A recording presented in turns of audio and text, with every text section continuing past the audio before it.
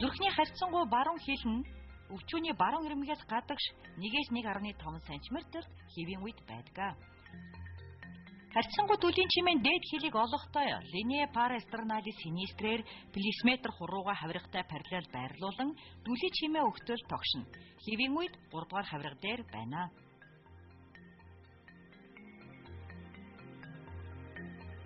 Харьцангуй түлийн чимээний зүүн хилийг олохдоо оройн түлхэл тэмдэглэж байгаа хавирга засар тодорхойлдог. Хэрвээ тэмдэглэлээр оройн түлхэл тодорхойлогдоогүй бол суганы урд шугамаар 5 дугаар хавирга засраар өвчүү рүү чиглүүлэн тогшно.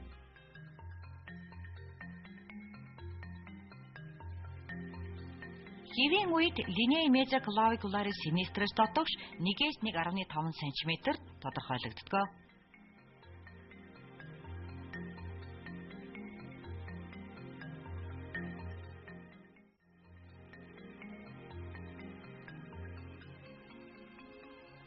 Зүрхний туйлын дүлий чимээний хил хязгаарыг олохдоо аажуухан хөнгөн туршилтыг хийн. Баруун хилийг олохдоо харьцангуй дүлий чимээний баруун хил дээр плисметр хурууг хавиргатай перпендикуляр байрлуулан өвчүү рүү чиглүүлэн тогшно. Хэвийн үед өвчүүний зүүн ирмэгт байрладаг. Дээд хилийг олохдоо харьцангуй дүлий чимээний дээд хил хязгаараас плисметр хурууг хавиргатай параллел байрлуулж доош чиглүүлэн дүлий чимээ сонсогдол тогшно. Хэвийн үед 4 дугаар хавирга дээр байрлана. Зүүн хилийг олохдоо харьцангуй дүлий чимээний зүүн хил хязгаараас плисметр хурууг хавиргатай параллелаар байрлуулж өвчүү рүү чиглүүлэн тогшно. Хэвийн үед харьцангуй зүүн хилээс дотогш 1-2 см байрлана.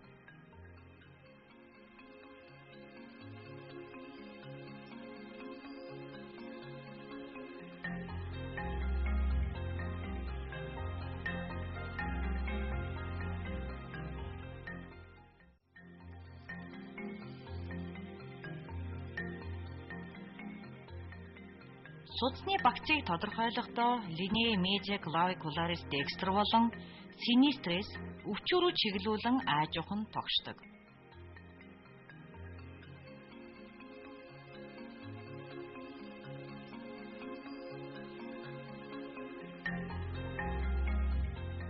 Судасны багцны баруун хил нь өвчүүний баруун ирмэгтэй тохирно.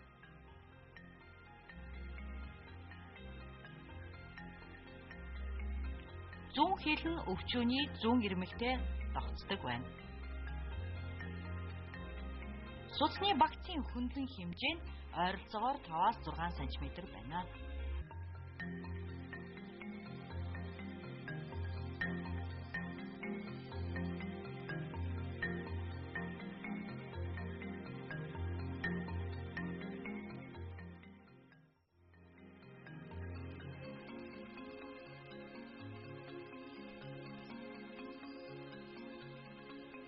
Зүрхний үйл ажиллагааны үед зүрхний 4 авиа гардаг.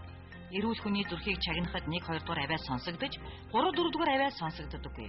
1-р авиа зүрх агшихтай, 2-р авиа сулрахтай тохирно. 3 дугаарх булчингийн, 4-р авиа тус хуурын чимээ юм.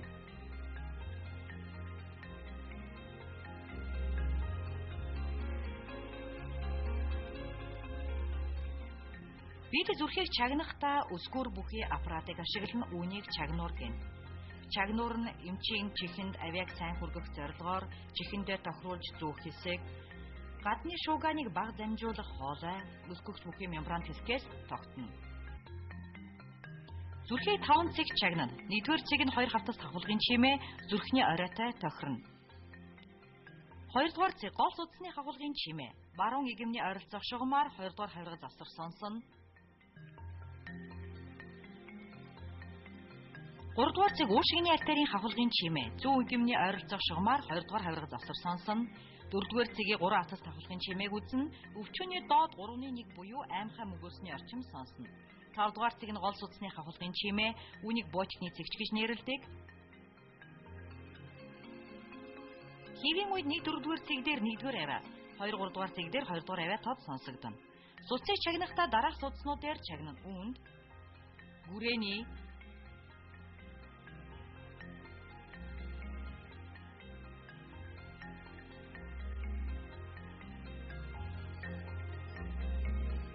гарыг өргүүлж бугалганы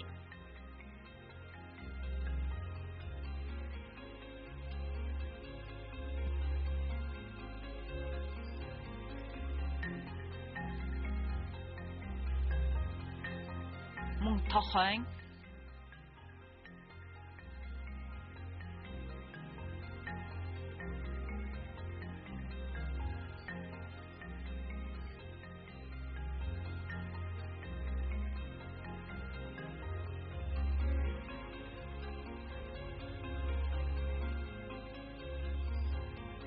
хэвлийн гол судасны, бөөрийн, буйны артериудээр сонсно. Судсыг чагнахын өмнө заавал тэмдэглэлт хийж судсыг мэдэрчээж чагнуураа тавин сонсно.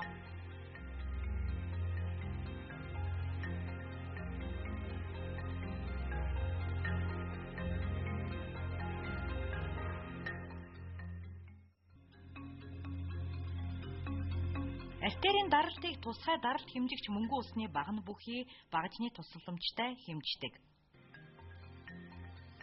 Бидний практик чагнах аргыг илүү хэрэгэлдэг. Артерийн даралтыг бугулганд, чамархайд, хуруунд, хөлөнд хэмжиж болно.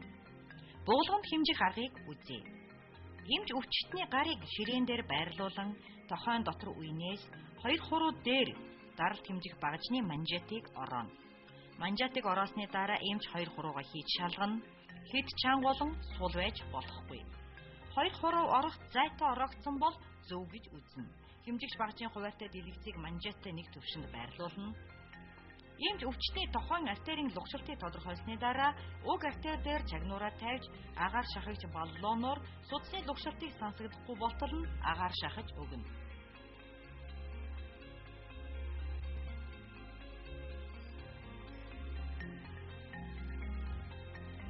Дараа нь агаар гаргагчийг аажим эргүүлж 1 секундэд 2 мм мөнгөн усны багнаар буухаар агаарыг гаргана.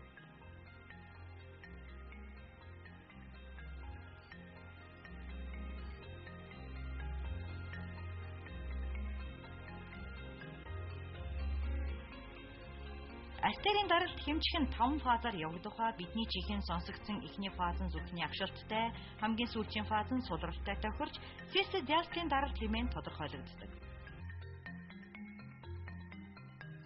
Та бүхэн темпер ч мөн осциллограммын тусламжтайгаар артерийн даралт хэмжиж болдог бусад аргуудын тухай мэднэ. Гэвч төдийлөн өргөн ашигладаггүй.